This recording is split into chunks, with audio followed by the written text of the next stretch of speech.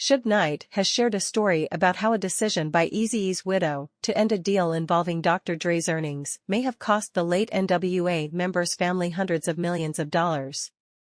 The former Death Row boss shared his memory on the most recent episode of his podcast, Collect Call with Suge Knight, which aired on Sunday, November 19, via Dave Mays Breakbeat Media. Suge said that he made a deal with Eazy where, in exchange for a cut of the proceeds, somewhere in the range of a quarter of the total, according to Knight, Eazy would receive a portion of all of Dre's earnings, no matter how he made it.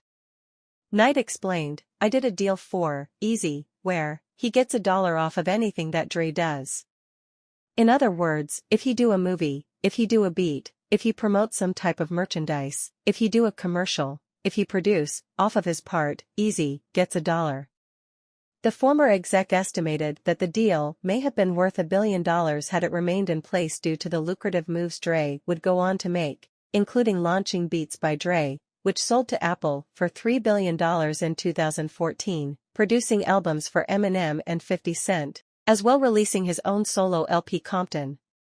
But, he said, that's not what happened. Knight said that after Eazy's death in March 1995, the rapper's widow Tamika Woodswright took over his estate. Knight continued, claiming that Interscope Records was anxious to end the deal that was eating into their star producer's earnings, so they made Woodswright an offer. Suge said, Tamika met with Interscope, and Interscope said, hey, why you want to get $1 off of everything Dre does? Me and you could do business later on. Sign off and just let Dre out of it, we're gonna do business later. She signed off. They ain't did no business with that bitch later. And guess what? That fucked Eazy's kids, his mama, at the time his father was still living. It's fucked his family. During his lifetime, Eazy commented on a deal similar to the one Suge Knight discussed. In a 1993 appearance on the Arsenio Hall show, Eazy told the host about it. I had no idea that you make money off product from Dr. Dre and Snoop.